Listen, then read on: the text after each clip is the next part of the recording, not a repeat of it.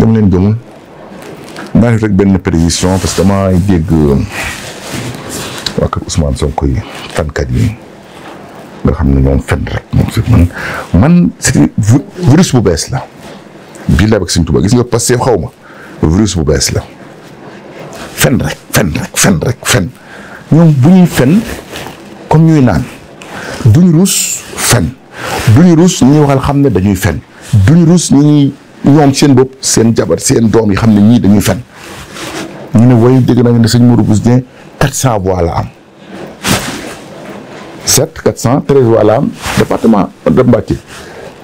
mais am naa 7000 voix au niveau national selon le conseil constitutionnel bi nga xam ne si moo joxe dernier résultat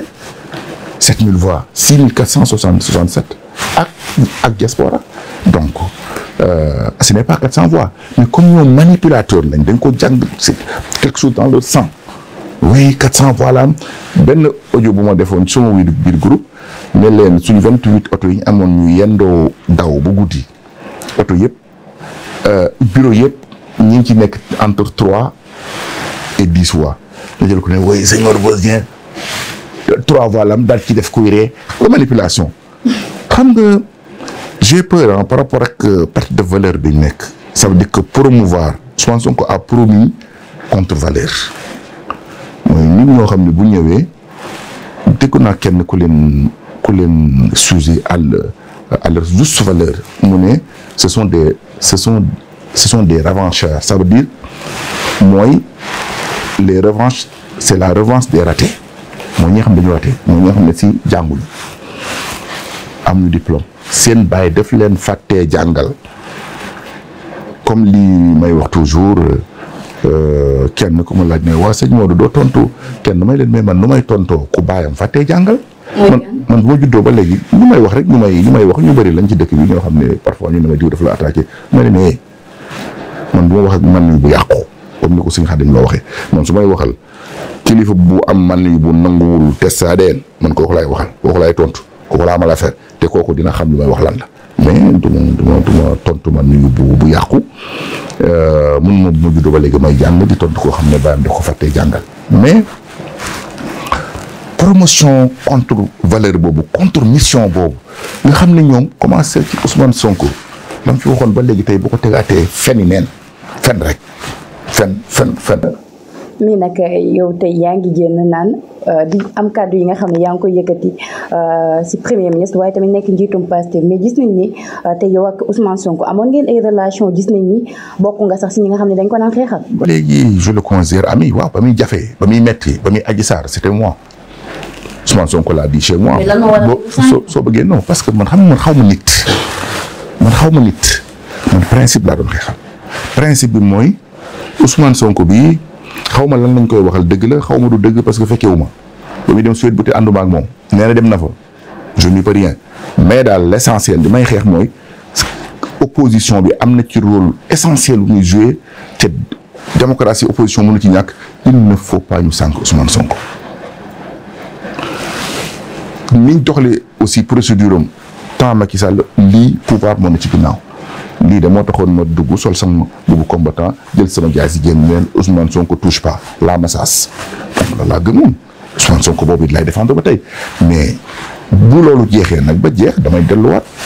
dikkaat suma kër nekk nitu dëgg bi ma nekk ak koo xam ne il constate la vérité il le dit quelle que soit la situation donc loolu mooy suma xëy na loolu moo aussi position yi moo changé Ousmane Sonko opposition la woon tey Ousmane Sonko pouvoir la Ousmane Sonko moo bi fi nekkoon di xeex lu may xeex. mais 4 ans jumaas def fi war a jógee parce que contre valeur la. comprendre nga Ousmane Sonko boobu laa àndaloon di xeex Ousmane Sonko boobu moom changé na ñoo taxaw ne non léegi transhumance soutien politique la donc c'est Ousmane Sonko qui a changé Ousmane Sonko bi fi nekkoon ne moom dañu war a def appel à la candidature parce que poste bu nekk ki ko mérité moo ko war a am waruñu ko jox politicien parce que fii la bokk wala fee la bokk Diomaye Faye wax ko Ousmane Sonko boobu moo noot di fal ko neex di fal ay jaama neex. comprendre nga gis nañ fi ay nomination yu bëri tuddoon naa ci Pape Alé Niang mu indi fi coow tuddoon naa ci ñu bëri ñoo xam ne si parce que ay mercenaires la ñu woon Ousmane Sonko fay leen donc Ousmane Sonko qui a changé Ousmane Sonko qui avait dit que du ñu nangu Barthélémy Diaz nekk fii peuple dakarois bi fal ko ñu confisquer le vote peuple dakarois par des petites lois boo bëggee ma tegal na ko nii suma téléphone Ousmane Sonko boobu tey moo toog instruire le ministre de la justice mu bind lettre Assemblée nationale ñu dindi Ousmane Sonko. am na lenn lan mooy prouver ni Ousmane Sonko moom moo nekk ci ginnaaw loolu. Ousmane Sonko c'est lui le chef du gouvernement ça veut dire que son gouvernement moo ko def Ousmane Sonko est le chef du gouvernement en tant que premier ministre ki ko def c'est un membre du gouvernement de Sonko comprendre nga li ma wax dëgg. ki ko def Ousmane Diagne il est sous responsabilité de Sonko Sonko est son patron point Ousmane Sonko fi taxawoon di dal ci kaw Malick Sall di ko xas naan Malick ministre de la justice duñ ko faale parce que nangam Ousmane Sonko boobu moo taxaw ne ministre de la justice ku la ne autorité justice day ndax autorité politique la donc c'est pas Serigne Modou Bousso Dieng en fait qui a changé mais c'est finalement Sonko qui a changé Sonko moo gëmul woon dara liñ bokkoon di ko xeex ma nekkoon ci position boobu gëm ko di ci xeex Sonko moom gëm ko woon Sonko daf doon fen biñ ñëwee ci pouvoir bi mu changé moom position wane ne moom gëm ko woon parce que il a incarné le contraire man changé wu ma sëñ Modou Bousso Dieng changé wul sëñ Modou Bousso Dieng du changé ñii laa nekk woon ak Abdoulaye Wade ñii laa nekk woon ak Macky Sall ñii laa nekkee ak Sonko bu soobee yàlla ku ma ci mënal tous nekku ci simplement teewul nag dans ça ci biir loolu ku ci def lu baax naa ko apprécier je n'ai absolument rien contre Ousmane Sonko sauf nag ñaawlu naa yim fi indi benn armada d'insulteurs bu mu alimenté moom. non armada du kenn armada groupe lay doon armada peuple lay doon armada un certain nombre lay doon armada du personne comprendre nga peut-être que yéen vous êtes trop intéressé par des personnes mooy kan moi je suis au-delà moi j'aborde les principes j'aborde pas les personnes ok donc indi fi ay faux imam xaw ma imam Ndiaye xaw ma fenkat boo xam ne il n'a absolument rien à voir avec l'islam comme l'islam tous fen rek lay def fu mu toog day fen rek Ousmane Sonko daal égal un xutbu samaan Ousmane Sonko du juum contre Barthélémy Dias Ousmane Sonko a raison contre Bougane Gueye Ousmane Sonko a raison contre qui que ce soit ba ca Karim Gueye xaw ma xurum xamanoon jàppale bu waxee dëgg lay non moom mbalit la Ousmane Sonko a raison je pense que Ousmane Sonko ji boppam war naa tiit parce que xam na ni ñi mu àndal nii ay vauriens lañu pouvoir moo tax ñu koy wax ëllëg gi si bi ñu koy wax Macky Sall maanaam doo ci gis su perdre pouvoir ëllëg fan la jëm donc ay faux chroniqueurs madame si vous êtes journaliste naka ngeen di reconnaître yéen journaliste dans un plateau ngeen jël ci koo xam ne xam ngeen ne boo ko indilee alif boo ko saagaa ndey olof bind ko arabe jox ko mënu ko lire soo ko saagaa ndey français mënu ko lire mu toog se considère chroniqueur parce que vous êtes complice chroniqueur yoo xam ne jànguñu dara yow looy chroniquer avant de pouvoir être chroniqueur il faut nga jàng dara bokk ça veut dire que pour am un petit certain niveau pour mën a commenter au moins mais soo commenter lépp la muy Ousmane Sonko a raison Ousmane Sonko a raison Ousmane Sonko est un saint l'homme de Sweet Beauté est un saint l'homme d'Adji Sarr est un saint donc wàllu la moo gën a jàng nit ñi alxuraan mooy gën a ragal yàlla mooy li gën a tout le discours de tous ces faux imams c'est ça les chroniqueurs lan mooy seen métier saagaal diw bu sëñ Modou Bousso Dieng génnee corriger Ousmane Sonko wala mu rappeler ko son passé non il faut l'attaquer si c'est Bougane Gueye il faut l'attaquer si c'est Barthélémy Dias il faut l'attaquer donc attaque contre tout le monde saaga leen ndey def leen lépp amul problème soo leen noppee man Ousmane Sonko ma ut leen ça va ci révolte la jëm loolu je ne sais pas quand mais révolte la jëm gis nga résistance bi Ousmane Sonko doon woote ça va être une résistance contre Sonko lui-même une résistance beaucoup plus farouche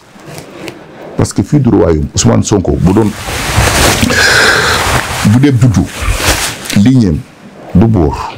kon bu ñu wax buur moom Sénégal dina sori trop su dee jàng su dee Sénégal Ousmane Sonko dina sori trop su dee jub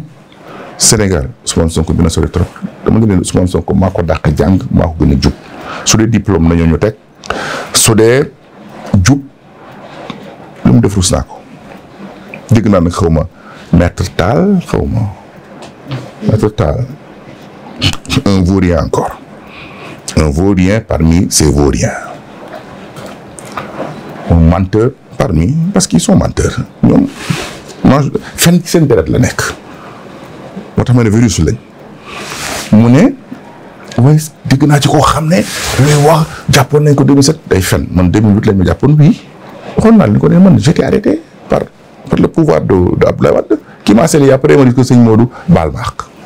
loolu kër ma dikk ñaa la am nay témoin